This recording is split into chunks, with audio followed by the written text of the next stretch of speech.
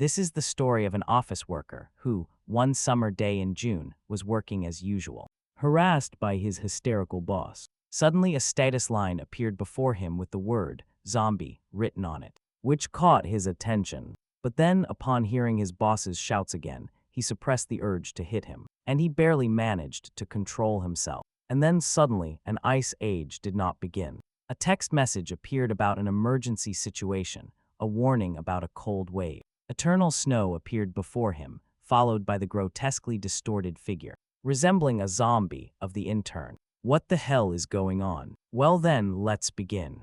Life is already hard enough when you're stuck in a 9-to-5 job, but it gets even worse when the boss you work for is nothing more than a barking dog who knows nothing beyond yelling at his employees. Meet Hinkanshin, who has suddenly started noticing these strange system windows that hint at an impending zombie apocalypse, but with the stress of his job, along with his boss's never-ending chatter, he doesn't even have time to think about these otherworldly system notifications. The only thing keeping his sanity intact is the kindness shown to him by his coworker, Ziona. She shows him he often thinks about quitting, but with AI taking over remote jobs and unemployment soaring through the roof, he doesn't have many options to turn to. That's when everything starts to change for the worse. Even in the middle of summer, snow begins to fall all over the world, an unnatural phenomenon that science cannot explain. Things only get real when Hin Sung finds a coworker feasting on the body of another colleague. This is the moment Hin Sung realizes he is screwed.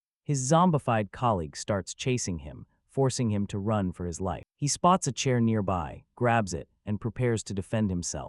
But to my surprise, in the next scene, our boy appears as if he's on the other side of the wall. Is this a Matrix glitch? Let me know in the comments. Still, the encounter with a literal zombie is traumatizing. His knees buckle and he falls to the ground. Suddenly, his phone rings. A message has been broadcast. People are mutating due to a virus called rabies, so everyone is advised to stay home. This is a lot to process. Hinson is sure that a virus as strange as rabies cannot turn humans into zombies. Something much more incomprehensible must be happening. He checks social media, where everyone is talking about zombies ravaging neighborhoods and snow falling in the middle of summer. That's when everything clicks in his mind. Maybe those otherworldly system windows he's been seeing are connected to these catastrophic events. He tries to search for information about the status windows, but nothing useful shows up. Things get worse when his phone displays a static screen and then loses connection entirely. Hopelessness begins to set in. His mind goes numb. His body freezes due to the abnormal drop in atmospheric temperature. Right now, his biggest problem isn't even the flesh-eating zombies. It's the icy atmosphere he has to survive. He is relying on the idea of rescuers arriving soon to increase his chances. He decides to conserve his phone battery, which is currently at 83%, cautiously. He explores the building, hoping to avoid zombies. His first priority is to grab some warm clothes and food for survival. Luckily, he finds a set of clothes in a drawer, which he puts on immediately. The next thing on the list is food. He soon finds a bag with spare clothes, water, and food to replenish himself. He's not sure who the bag belonged to, but he's grateful someone left it for him. Now the next step is to find a suitable weapon for self-defense. After searching long enough, he finds golf clubs waiting for him. With the supplies he has, he could hold out for about 3 days. So the daunting question is, will rescue arrive before he starves to death in this relentless cold? The streets are filled with zombies and monsters, and with the raging blizzard, it won't be easy for helicopters to reach him. If rescuers don't arrive within a week, only perdition awaits him. Even worse, the temperature is dropping faster than ever, and then another system window appears before his eyes. Inside the system shop, he sees a list of items. Winter clothing is among them.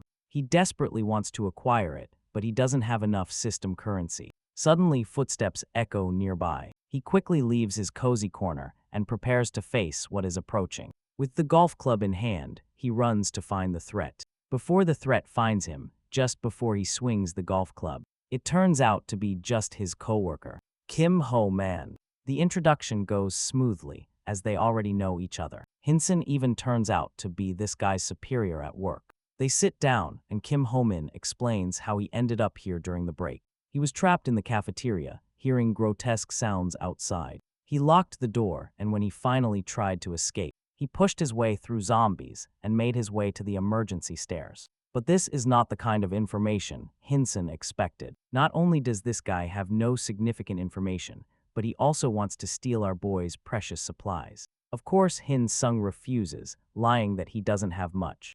Later, when our boy picks up the water bottle to refill it, his son grabs his hand, and his vibe changes from friendly to suspicious. He starts sweating despite the glacial cold. It's as if he saw through Hin Sung's lies and wants him to confess. Luckily, nothing happens, at least for now, but Jin Sung can't shake the unease. He wonders why that guy was sweating so much. I don't know about you guys, but I could already tell that the bastard was infected. And sure enough, that bastard tries to ambush Jin Sung from behind after turning into a zombie. But my boy reacts quickly, smashing his water bottle in the bastard's face. Then he kicks him hard enough that he slams into the nearby wall. It's incredible that just a moment ago this guy was talking like a normal human. How could he have turned into a rabid monster so quickly, but with survival at stake? Hin Sung doesn't hesitate. He swings his golf club hard and smashes it into the zombie's head. He goes ahead just as he would with a cockroach, making sure it's completely crushed. And finished. This is Jinson's first kill since the apocalypse began, and it leaves him sweating despite the freezing weather. But it was worth it. However, because his system suddenly responds to his death in order to reward him appropriately. After obtaining his first coin, Hin Sung opens the status window, inspecting the items in the shop. He realizes that these coins can be used to buy them. The best part is that he will practically earn 1 coin for killing a zombie. You might be thinking that's pretty good, but our guy out here is terrified, thinking that he had to risk it all just to kill 1 zombie and earn a measly coin in return. Lost in his thoughts, Hin Sung's attention suddenly turns to the visible bite mark on the zombie's wrist. This visual sign confirms his thoughts, making him realize that the worst has truly happened. In the next scene, our boy takes refuge under a comfortable blanket, realizing that people who seem fine can no longer be trusted either. In the midst of the hell he has to endure, he is glad that a pack of cigarettes offers him comfort. Yeah, I guess lung cancer doesn't really matter. When zombies are after your ass, Ginseng is plagued by a feeling of uncertainty, and he thinks he should look for resources. When suddenly a terrifying roar startles him, and he peers out the window to check things out. Outside, our boy spots a survivor trying to fight his way out of the horde. Unfortunately, the bloodthirsty zombies gangbang him in one scene and leave him in a state comparable to when my ex-girlfriend left me. Horrified, he backs away, realizing he is in a real mess. Time passes and Hinson is practically trapped inside. It's already the 3rd day. He's running out of options, and his battery is at a critical 3%. To top it off, Pro has basically 4 chocolate bars left to save his life. Thanks to his observations from the window, Hin Sung has learned one thing. People have tried to escape the zombies, but they are hunted every time.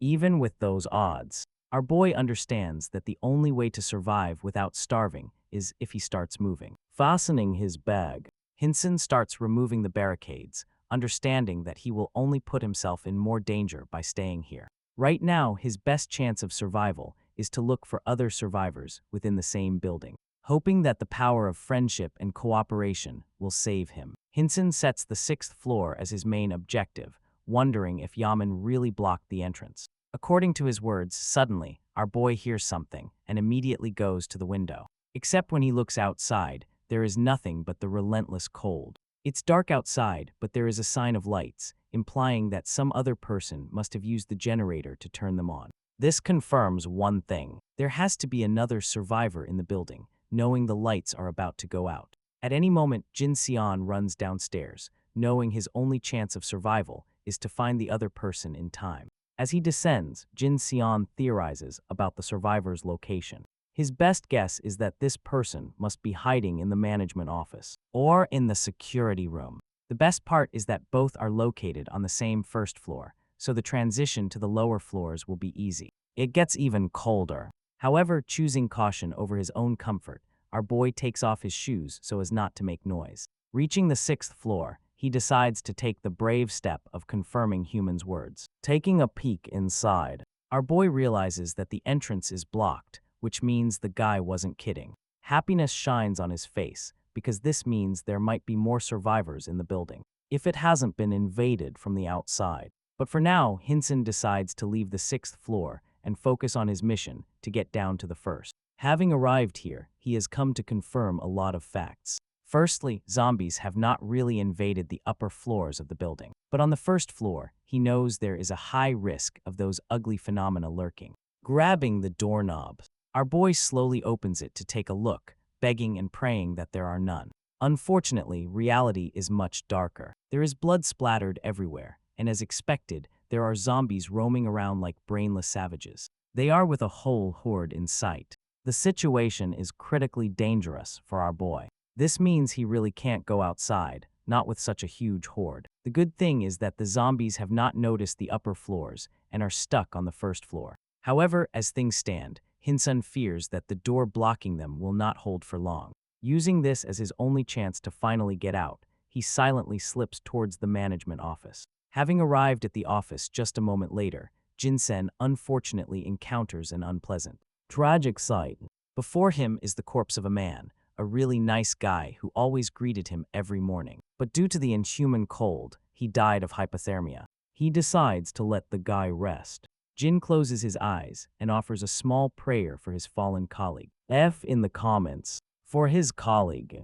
Anyway, Hinson continues his efforts to reach the security room, hoping to find a lurking survivor. However, he must be careful of possible traps set by the survivor, similar to what he did with the barricades. Therefore, our boy's first goal is to prove that he is not a brain-dead zombie. Turning his attention to the lurking phenomena, Jinseng observes that although these zombies are blind as hell, they are also very sharp at catching sound, so he quietly knocks on the door, indicating that he is human to the other person. Next is the brave leap of faith, as Hinseng slowly reaches for the doorknob. But the moment he opens the door, something lunges at him to attack. It's not a zombie, but a guy with a stick. Luckily, our boy manages to defend himself with the all-powerful World Devourer, the Infinity Golf Club of Destruction, but the sound made for. Their clash worries Hinsung because he risks attracting the zombies. Meanwhile, the guy with glasses is startled by what he sees. Luckily, the zombies haven't noticed yet, causing the survivor to pull our boy into the room so he can close it quickly. It's the ultimate showdown.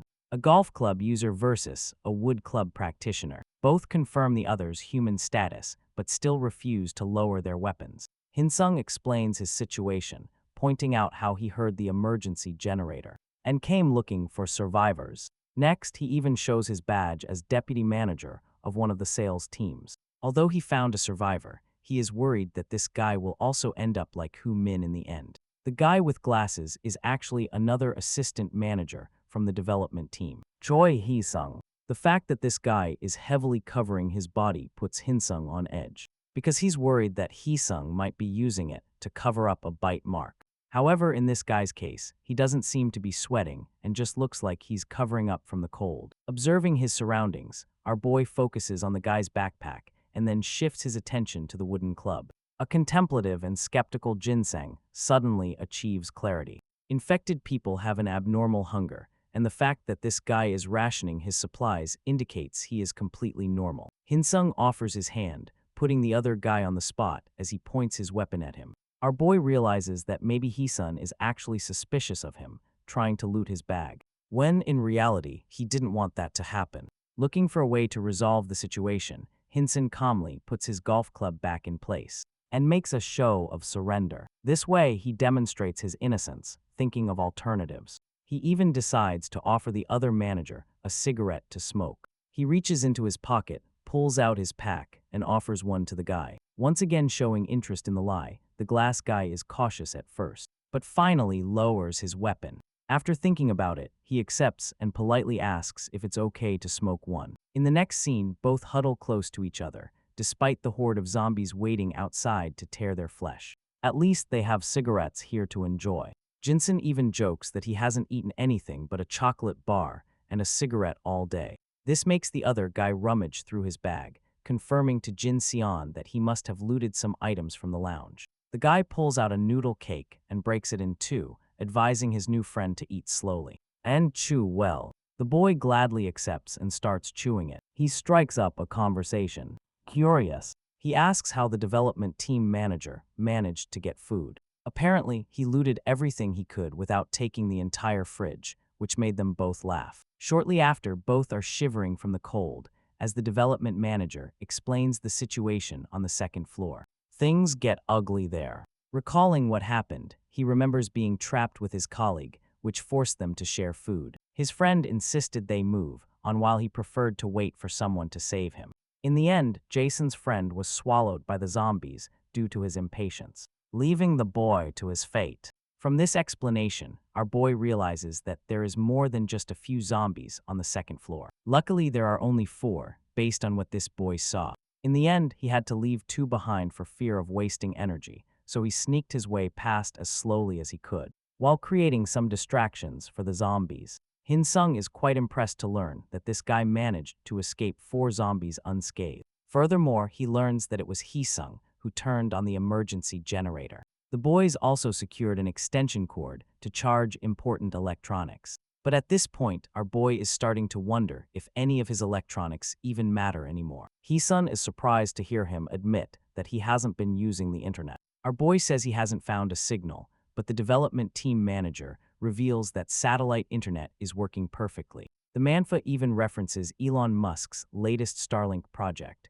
which is why the internet is not an issue in this apocalypse. Hee-sun reveals that although not all servers are running, the internet is still functional enough for them to make use of it. All this information is hitting our boy like a truck. He didn't even know this was possible. Being the quiet guy Hee-sun is, he offers to let Hin-sung's phone charge now that his is done. Shortly after, Hin-sung connects to the satellite network, confirming everything is working perfectly. He thanks his friend for teaching him so much, but being the humble Kim Hee-sun that he is, he takes no credit for it. Their moment of hope fades as they watch the lights go out. This confirms that the emergency generator is also gone for good. Jin-sen asks what this guy wants to do next, to which he replies that he's going to keep staying here. Reading between the lines, our boy realizes that Hee-sun is basically telling him to leave. The thing is, this guy is just trying to preserve his own life in a safe environment. Having another person waste his resources will only impose a burden on him.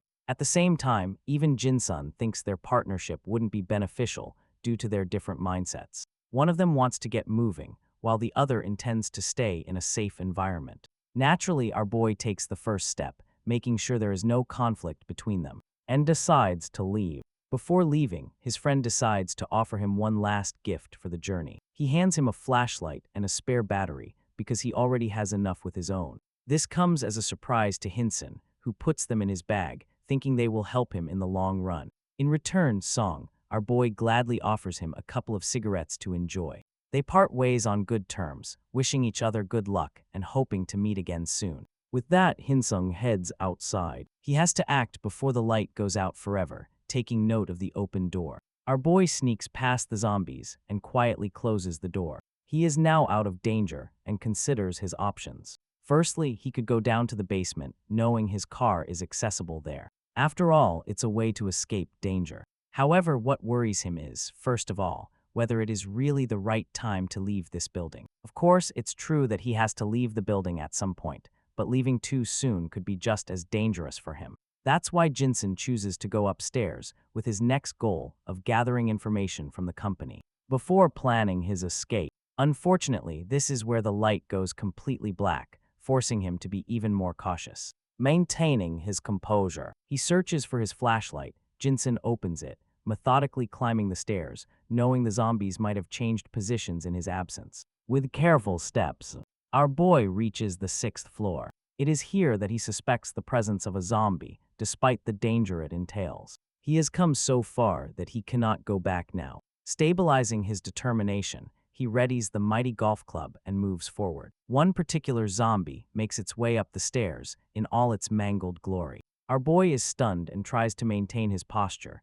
until he suddenly sees the queen of cut ugliness and is shaken with fear. Ro literally ducks as this zombie turns into super heel and tries to jump on his ass, approaching with a tentative golf swing. This man smashes its head, leaving it splattered like a dead mosquito on the wall. But that's not enough to kill it, as it tries to spam attack the same move again, only for our boy to hit its face with his club of destruction. This time the blow knocks it down, leaving a pool of blood. At this point, this man is practically begging it not to get up again. But for some reason, this persistent zombie still has the ability to writhe. Hinson's golf club is bent from hitting the bitch so many times, and with a final prayer, he delivers the killing blow, hoping to finish the zombie for good. Fortunately, it's all over. The system rewards him with another coin, allowing Hinson to purchase an item from the shop. For his part, Jade has run out, while his beloved golf club has suffered irreversible damage.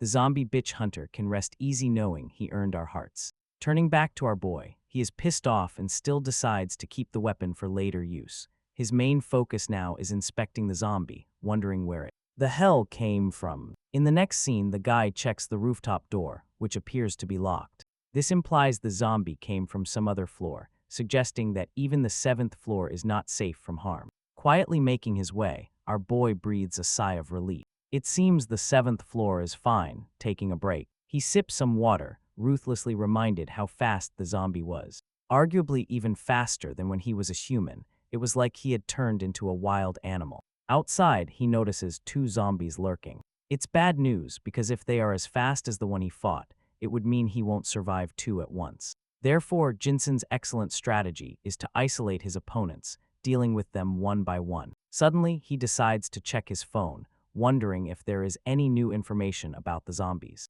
Bro is really here wondering if there's some kind of new zombie patch. Or some shit. There is a forum called Survivors Gallery, where a bunch of people are posting from different regions, talking about the unbearable cold conditions. They miserably talk about their own pitiful situation. Instead of highlighting any new discoveries about zombies, the disappointed Hinson returns to his own findings. One thing is for sure. These zombies mainly use sound for detection and have terrible senses. Otherwise, they cannot be killed until their head is brutally destroyed. And the obvious fact is simple, that one will turn into a zombie if bitten. But these facts are something everyone already knows. With no new updates on the forum, Hinsung strongly suspects the government has collapsed, which means no one will come to rescue them. It's a grim reality, leaving survivors to fend for themselves in a world gone to hell. The scene takes place on the 5th day of survival attempt. The cold has become unbearably bad, even for our boy. He risks getting sick, and in an environment like this, that practically guarantees death.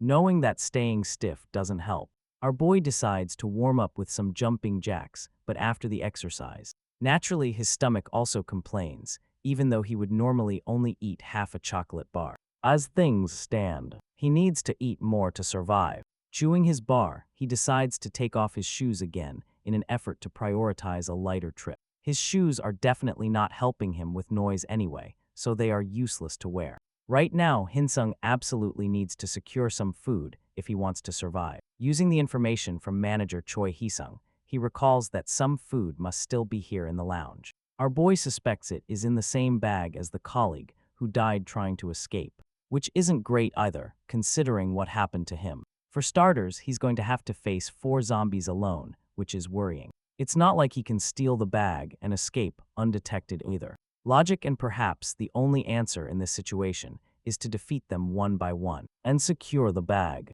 So Jensen starts tracking his targets, locating 1 zombie in room 1, another in room 2, a third in the business team room. But the suspicious part is locating the final zombie, as it is nowhere to be found. Knowing there was no corpse on the way to the exit, Jinseng understands that the final zombie must be lurking somewhere at least. But with so many bastards ready to chew him up, he needs appropriate weapons to handle them properly. Checking one of the rooms, Hinseng finds out it is clear and decides to sneak in. The good thing about this room is that a quick look shows him there are still plenty of supplies available, even if there's no food. Outside, he already hears one of the zombies shuffling. Our boy holds the flashlight between his teeth, grabs a mug to make the ideal distraction, and throws it far away. Hinsung declares the start of his hunt, and the moment the mug hits the floor, the zombie lunges at incredible speed to pursue the sound source. But he completely forgets that our boy was waiting for this golden opportunity. The zombie looks to its left, basically making the expression, "Oh shit, I'm cooked, Jinsen." He stabs its damn face with the golf club, killing it instantly. The noise attracts the other zombies, but our boy quickly closes the door before they can get in. With this, he successfully cleared his first target. Jinsen is very happy, perhaps a little too happy, because he quickly forgets about the zombie sharing the room with him. The infected grabs his foot, indicating it's not dead yet. The sudden sensation makes our hero turn around in fright, only to see a zombie crawling towards him, grasping his leg and growling like a rabid dog, hungry for a bite. The creature lunges with its mouth wide open, while Sun stands there, frozen in sheer shock. The flashlight slips from his mouth and falls to the ground as instinct kicks in, and he kicks the zombie's head, pinning it firmly as it continues to drool all over the floor. It reaches out its arms to grab him again, but he jumps back, now clearly irritated by the situation. Without a second thought, our hero swings his golf club hard and smashes the zombie's skull, sending it straight to the afterlife. When he is finally done, he stands by the pool of blood, holding his head as he tries to process what just happened. But before he can catch his breath, a hand bangs on the window next to him and snaps him back to reality. He turns around startled and sees a bunch of zombies trying to break their way in. And in that moment, he suddenly realizes there are still more of these monsters. With no regard for personal hygiene, he shoves the dirty flashlight back in his mouth and is determined to finish this before more show up. Reaching the next room, he bangs on the window with his golf club, which catches the two zombies inside completely off guard. Our hero then tosses a small metal object across the room, and both zombies instantly snap their heads over. One of them chases after it immediately, while the other stands still, confused by what is happening. Sun illuminates the one still frozen in place with his torch, and the rest is history. Meanwhile, the backpack zombie runs wildly around the room, even jumping over the desk to chase the object, which turns out to be nothing more than a spoon. It turns around confused and runs at full speed, but our hero kicks it in the back, sending it tumbling to the floor. Without wasting time, he lifts his golf club and smashes it onto the ground, sending the poor creature straight to hell. The final blow completely shatters his weapon, while the system notifies him that he has earned 4 more coins. A bit dejected about losing his weapon, he squats down next to the zombie to search for supplies. Song unzips the backpack and slings it over his shoulders, satisfied that it has some weight to it. The relief is short-lived, as he quickly realizes he is just a damsel in distress without a weapon. So he turns to leave the area in a hurry, just as he is about to walk away. He stops. After all the effort to get here, it would be smarter to check the place properly. He recalls that Jason mentioned the deputy manager had hidden in the break room, and probably didn't have time to search the rest of the office. Checking each desk one by one, our hero's mood lifts when he discovers a stash of supplements along with a power bank. Capitalizing on that little stroke of luck, he goes further and decides to check the development team 2 office as well. But just then, a loud bang echoes behind him. For a moment, he wonders if it's another zombie. But remembering he no longer has a weapon, he makes the quick decision to save it and live to fight another day. Our hero slips into a nearby room and hides behind a desk, hugging his backpack as he finally starts to calm down. He mutters to himself that it feels strangely comforting to be safe in such a distressing place as an office. Reality starts to set in again, so he decides to check the backpack and see what loot he acquired. After emptying the contents, he makes a list consisting of 3 bags of snacks, some ramen, cookies, and a can of Coke. No gamer can live without them. Our hero laughs like a maniac and closes his eyes in peace as he thinks that with these provisions, he can surely last 30 days as long as he has clean water. Then his body starts to tremble, and the cold hits him again as the adrenaline finally leaves his body. While his blood-soaked socks make him even colder, our protagonist decides to wash up a bit. Leaving his socks to dry while cleaning the blood off his feet, he is annoyed by how cold the water is, as if he wasn't currently in an end-of-the-world catastrophe. However, he freezes the moment he notices some marks on his leg. His face pales from the shock. He remembers the initial zombie grabbed his leg before, and he is relieved that he won't turn into one, since they are not bite marks. He remains unsure. He goes through the feed and finds a post saying a person was fined days after being scratched. He instantly cheers up and leans against the sink with a sigh of relief, though his problems are far from over. Because now that his feet are washed, the cold will cause frostbite if he doesn't warm them up.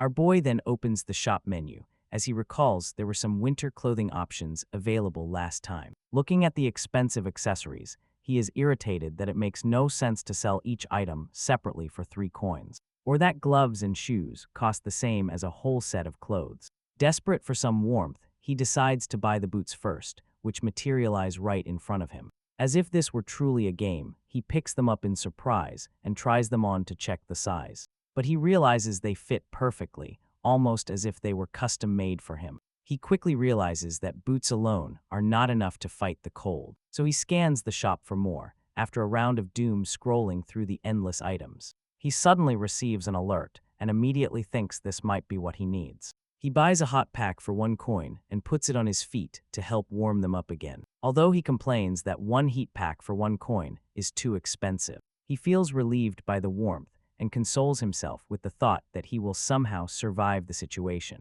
On the 7th day, our hero learns that the building's water supply has finally been cut off, so he quickly inspects his stash of water bottles he had reserved for emergencies, and discovers he has 2 liters left, which will probably last him another 3 or 4 days. He flops down on the counter near the window and wonders why things always get worse. Just when he finds the slightest glimmer of hope, our hero then switches to his phone to check if there is any new information about the zombies, and finds a post from a user claiming they will risk going to the supermarket. An anonymous user asks if they are really going out, and they confidently reply that they have already gone out and will post again if they manage to return alive. The anonymous user cheers them on. After that, our hero puts his phone aside and is saddened to see the number of messages decreasing day by day, which means there are barely any survivors left. He approaches the window to confirm his suspicions and doesn't see many humans outside, but he still clings to the hope that people are hiding somewhere.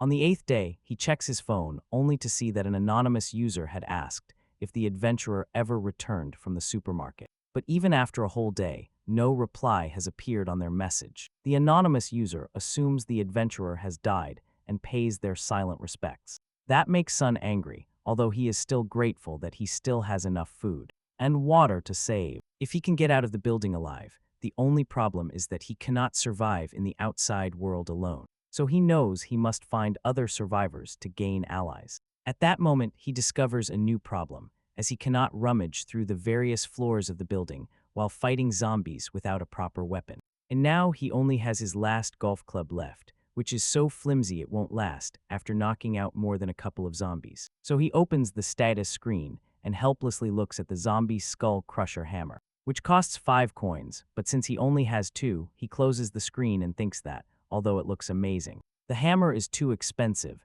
and he could buy more winter clothes and heat packs for that price. Instead, our boy next focuses his attention on searching for useful items on the 4th floor. But suddenly, he notices something that makes him freeze in confusion. The entire place is covered in blood, and there isn't a single person in sight.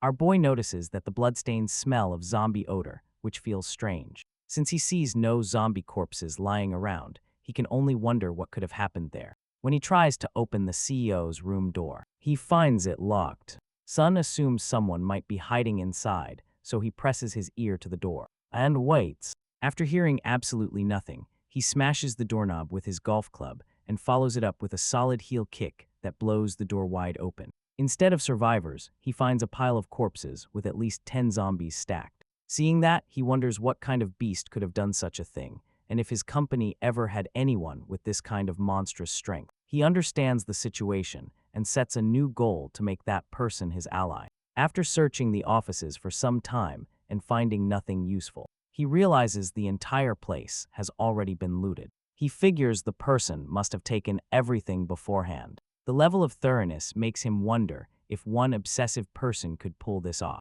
and he even considers the possibility that there is more than one person who can't help but wonder if they are still somewhere inside the building. Just then, he notices a note stuck inside the water dispenser. Inside, the writer congratulates him on reaching the 4th floor and then apologizes for taking all the supplies while advising him not to waste time looking around. The writer goes on to warn him about the CEO's room, explaining that all the corpses had been piled up inside it, and that he left a skirt set in one of the closets for whoever might need it. Finally, he strongly warns that the 5th floor must be avoided at all costs. The writer explains his plan to leave for an island on the west coast, where life might be a bit easier. He even writes down the date and time. Our hero realizes that if he had arrived 1 day earlier, he could have met the legend. The writer turns out to be Junjuk Hai from the accounting team. and the man hopes to meet his dear reader someday. Reading it, he instantly remembers the key employee, the same one he used to tease by calling him a special services agent.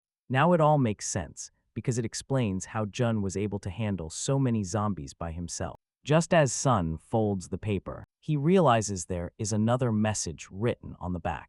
It says that Jun left a gift in the drawer for his wife. Song's heart leaps at the thought of hidden treasure, and he rushes to the drawer, only to discover 2 lonely packs of instant coffee.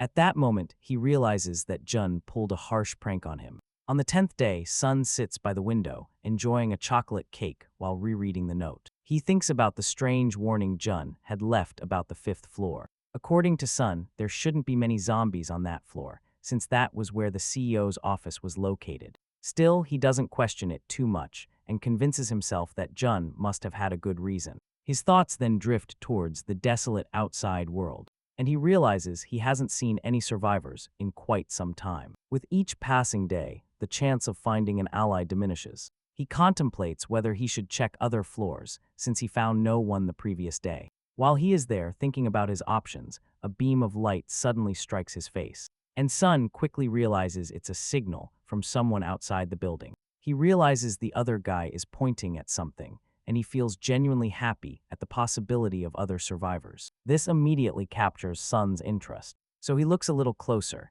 and sees the man holding a sheet of paper while realizing he must be trying to communicate something to him. An idea sparks in his head, and he rummages through his pockets. He takes out his faithful Samsung phone's camera and uses the zoom feature. His quick thinking pays off, as he manages to read the message telling him there are still people alive in his building, and they want him to team up. Our hero is happy at the thought of other survivors, but for now, he decides to focus on the people on the 6th floor. Picking up his remaining golf club, he resolves to explore the area. A while later, he reaches the 6th floor and is surprised to see the entrance is not blocked. Wondering if the others cleared the way for him, he calls out to the potential survivors and introduces himself in a friendly tone, but no one answers. As he moves further inside, he notices the entire room is messy, almost as if someone was desperately looking for something. The place gives him very bad vibes and makes him wonder if others have been here before him.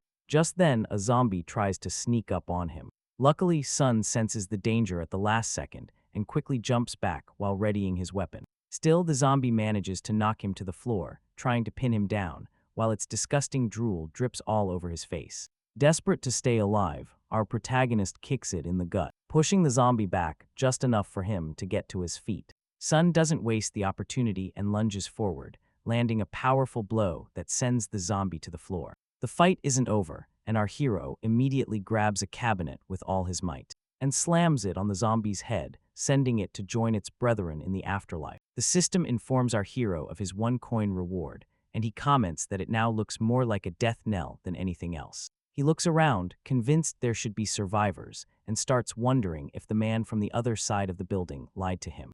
Just then, he hears a click nearby, which makes him spin around, and he realizes it might not have been a lie. After all, he calls out to the person inside, assuring them he hasn't come to hurt anyone, but he still gets no reply. He keeps trying and explains he came looking for partners, while the person inside grips the doorknob tightly, as if refusing to let go. Our hero continues the small talk, mentioning he is part of the sales department in the building. Still getting no reply, he finally readies his club to smash the door open, but before he can, a voice from inside suddenly calls out to him and asks if it's Manager Sun. At that moment, the door opens, catching him completely by surprise, and the employee turns out to be Sion, who looks incredibly relieved to finally see a familiar face. A while later, they sit inside and start talking about everything that has happened. Sion explains that last night someone knocked on her door and begged her to let them in, but she felt something was off and refused. When she realized she was alone, he tried to force his way in, which forced her to hide in the break room. In less than an hour, the man outside had turned into a buffet of zombies and ended up turning into one himself. At that moment, our hero realizes that the zombie he just took down was probably that same man. Changing the subject, he asks if she has any weapons, and she shows him a wooden spear. It looks very similar to Yi Sung's weapon, so he asks if it's made from a mop. She confirms it and explains she used a cutter to sharpen it, turning it into a surprisingly useful tool. Our hero notices the dried blood on the tip and wonders if she has already managed to kill a zombie. But he quickly realizes how risky that would be and how difficult it is for someone like her to handle that kind of danger. Sion continues talking about the details of her spear, while our hero just studies it with a serious look, already convinced that women are practically disabled in this kind of world. He knows zombies are one thing, but the real danger also comes from people who are unaware of their surroundings. With nothing else to do, our hero decides to leave, which makes the girl panic and grab his hand tightly. She hesitates as she asks him if he is really leaving, but he apologizes and tells her he has to. Her panic only grows, and she desperately tells him she doesn't think she can survive alone. He lets go of her hand and apologizes once more, but she clenches her fist and randomly says she used to fence back in the day. That leaves him very confused, but she insists it's true, and lifts the spear with dried blood still on it, and she confidently declares that she was the one who took down the zombies on the 6th floor. Then she confronts him and tells him he will regret leaving her behind. The words leave him too stunned to reply, and she quickly starts bragging that she once won a silver medal at the national festival. That instantly flips a switch in him, and he shakes her hand, agreeing to team up. Without wasting time, he hands her the backpack full of all the supplies he gathered earlier. Together they search the entire room, and he tells her to start gathering spare batteries. She looks confused and asks if the connections have been re-established. He calmly explains to her about Starlink, and that small detail makes her light up with excitement, like a kid who just received candy. Our boy asks her how many zombies she has actually handled, and she proudly replies that it was 8, not counting the one he finished. Immediately after, she happily screams that she found the batteries, while he stands astonished that she managed to take down 8 zombies by herself once they finish. Packing their things, she asks if they should leave now, but he tells her to wait a moment. His eyes narrow as he notices strange marks on the door, and asks her what they are. Sion explains that the guy from before was trying to break it down, although she isn't sure what tool he was using, looking around more carefully. Our hero spots a shiny object hidden under some papers. He grabs it excitedly, while the nerdy girl casually comments that it's a measuring caliper. He is glad to have finally found a sturdy metal tool that doesn't break like golf clubs, and quickly tests its weight in his hands. He mutters that it seems a bit short to use as a weapon, but his partner simply smiles and tells him she already has a solid solution for that. Siona takes the caliper and does some tricks to leverage its strength and extend its reach in the safest way possible. She tied the heavy metal tool to the end of her trusty, zombie-slaying stick. The blade is on one side and the heavy clamp on the other. It's a pretty handy, double-sided weapon. You can hit like a spear and crush like a clamp. The perfect invention. Siona was very satisfied with her creativity. She is already proving that bringing her along is the best decision Song Hyun-sung will make. Maybe having more people doesn't mean more people to fight. Being in a team could make great things possible. Afterward, they took inventory of their provisions. They have a fairly even split of food, so they won't have to worry about that for a while. Among Ziona's things, there was a frying pan. She personally brought this thing to the office on the day of the apocalypse. It was supposed to be reimbursed at the store where she bought it because of the color. With this thing, they could melt some snow to get water. She averted her gaze shyly. She has been using that frying pan for a different purpose. The handle is a bit slippery. What could that mean? Changing the subject, he asked how Hinson knew she was here. It seemed like he already knew there was someone in the break room before Siona made her presence known. He confessed that he got the information from the building across the street, whoever they are. They used a light to get his attention and wrote a note about joining forces. He showed Ziona the picture of the note, and she recoiled. Unlike Hinsung, she was quite skeptical about the message.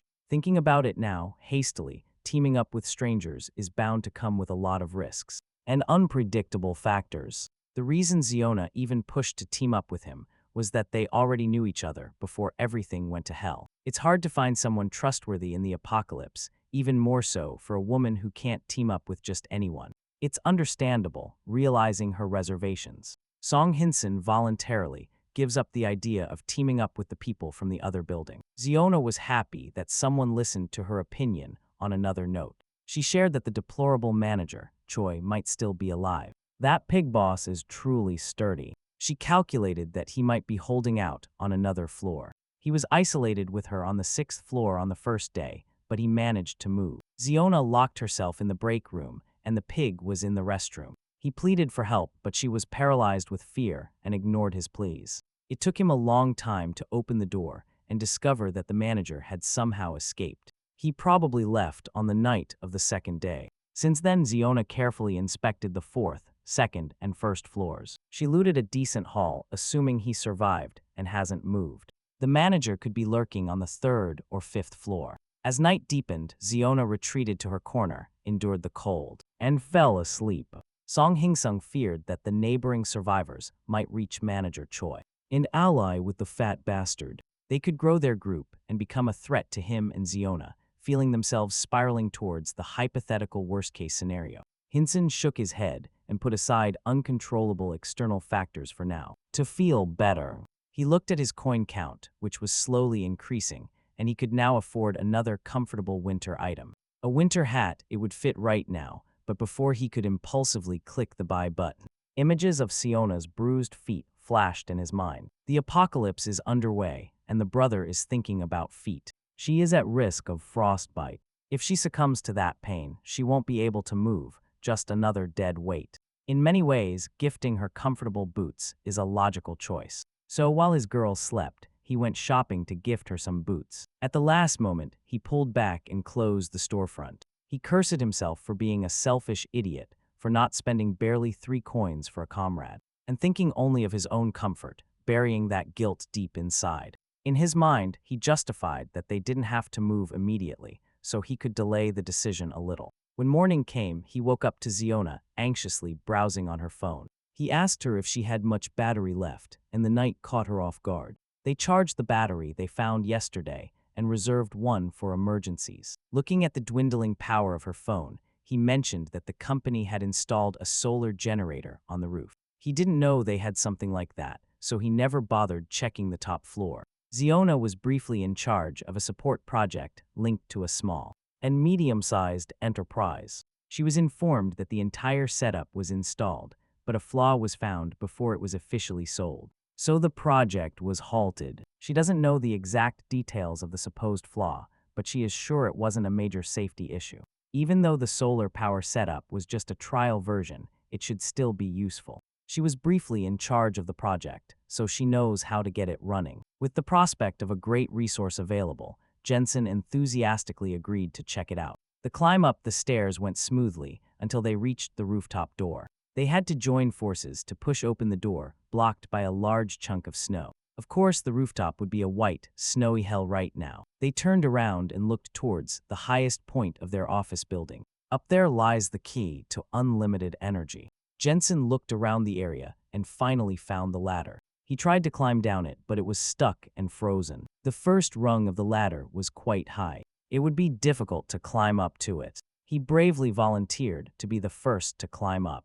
Ziona asked for a boost. Fortunately, the entire platform wasn't too high, so all it took was a decent jump with momentum to climb up. Maybe it's because she used to be an accomplished athlete, but her movements are so light and measured. Seo Iana fumbled around the platform, clearing the piles of snow as best she could, until finally the solar panels revealed themselves beneath the cushioned surface. Seo Iana relayed the news to her new partner. The panels aren't that large, so she can dismantle them and bring them down. After a few minutes of fiddling, she secured the first piece and carefully worked with Hinsung to retrieve it. They repeated the gentle process 3 more times. By the end of the day, they left the rooftop with 4 solar panels that could be a crucial resource. It was a tough and exhausting mission, but they got through it thanks to teamwork. As Ziona claimed, the installation was as easy as Peak finished it in just a few minutes. These panels are most effective outside, but they can't exactly leave it in a snowy field with all the dark clouds perpetually blocking the sunlight. It wouldn't be very effective. As far as she remembers, a bright sunny day could charge a phone to around 50%. The sun is barely out now, so they might as well test the current benchmark of their new panels. They left a phone plugged in for a full day, and it only gave them 8% juice. To charge the phone fully would take more than 12 days. Not a good performance at all. Sayona's enthusiasm from the previous day had completely evaporated. After all that effort and manual labor, they were rewarded with 8% battery. Ginseng couldn't help but look at his trembling and bruised feet. It's just like me, really. They already expected poor performance, but being proven right is still disheartening. Looking on the bright side, Hinsung discovered something. He might have come up with the best place to go. If they ever decide to leave the company building, they won't have to go far. They can check out the company's logistics warehouse. That place could hold essential food and survival tools. The problem is, to get there, they could probably get a car. But navigating the icy roads without a GPS could be a major issue. They could rely on phones and maybe draw a map on paper. Ziona assured him they could go to the warehouse without a map. After all, it's close to her home. She often passes by that place when she goes for walks. Every day they spend together, this woman keeps proving that teaming up with her was the wisest decision, with a partner in the end of the world. And a goal. Ziona feels energized. This girl is capable and always willing to take on difficult tasks. She is pulling her own weight, even with her compromised feet. She didn't even covet his winter boots. With that in mind, he made up his mind. It was a very strange question, but he asked her about her shoe size. He lied and made up the story that he had seen a pair of boots somewhere before. Upon hearing that, her face lit up and she willingly answered, even though the reasoning had some obvious holes. She even volunteered to go with him to retrieve said boots. Hinson ran to the door and asked her not to move. He can't let her see his strange ability yet. After a few minutes, he returned with a pair of elegant winter boots that fit Sion-A perfectly. Upon handing her the invaluable gift, the system indicated that a party was successfully formed. This is a novelty. The system explained that coins acquired by a party member will be automatically added to Hinsung's bank. That means forming a larger team would bring more benefits. Gifting store items to other survivors could be the trigger. While lost in his thoughts, Ziona sincerely thanked him for the comfortable boots. He was so focused on theorizing what other functions the system might have that he didn't even hear her. Seeing her hand pass through the system indicator snapped him out of his daze. Hinsung excused himself by saying he was a little dizzy from hunger, and this sweet woman offered him something to eat from her stash. Pushing the system's mysteries out of his mind, they returned to their spot to eat something. And so it goes. 14 days have passed since the outbreak and the perpetual blizzard began. The water supply ran out 3 days ago. Thirst is taking hold of them. Today is the day to test the pot and melt some snow. Ziona took charge of getting some papers to burn. Since there is a risk of spreading fire inside the building, they decided to light it on the rooftop. This practice also carries a number of risks. If they start a fire outside, the smoke might attract some nearby raiders. Those people usually move in groups with the state of the world plunged into chaos. Raiders are forced to band together to commit all sorts of inhuman crimes. They will steal, murder, assault, and commit acts of sexual violence to their heart's content. Hinson wanted to hold back from making a fire so as not to attract the attention of the wrong people. But they had no choice anymore. Using a lighter, they ignited some office documents and piled them in a metal drawer. It had been a minute since they felt this much warmth. They share the comforting heat of the bonfire. Hinson shared the comfortable warmth of the pyre. They put some snow in their precious frying pan and managed to melt a decent amount of water. Desperate to get some liquid into their bodies, the two shared a cup of warm water. It had been so long since they drank a drop of clean water, let alone something warm. Ziona was moved to tears. She was starting to forget that such warmth existed in this cruel world. They shared a cozy evening, happy that they hadn't given up and had found each other. Small things like this can encourage the desperate to hold on a little longer. The night passed quietly, and the 15th day of survival arrived. Siona woke up first and gently nudged Jinxian to open his eyes. She noticed something in the other building and pointed it out to him. That guy who has been watching from across the way has sent another message. The note said that the other survivors are heading towards them. To be precise, they are going to cross over to join forces. This news gave Hinson a jolt in his senses. The note was delivered just a moment ago. This will surely complicate things. Siona saw the group moving busily, so they would probably reach this floor soon. They might have seen the fire last night. There's no way to know for sure if they are friendly or a pack of opportunistic raiders. They could be a dangerous group, staking out the building's entrance. A group of men dressed in winter clothes and equipped with blunt weapons came out. For now, Siona and Hinson decided to pack their things and leave their spot. Those neighbors even have wooden shields to deal with the zombies wandering on the way. They are moving faster and more organized than expected. The three of them were handling the living dead very systematically. They lured the brainless beasts with sounds, isolating the targets one by one, and quickly killing them. At this rate, they would scale the office building in 10 minutes at most, 15 at most. The duo finished packing, but they had already lost quite some time. The neighbors were doing really well, until they messed up and attracted too many zombies to deal with. Realizing their mistake, they pushed forward and ran towards the building. With a bunch of zombies on their heels, the guy swung the sledgehammer and broke the glass. The shards shot everywhere, and now he can get in.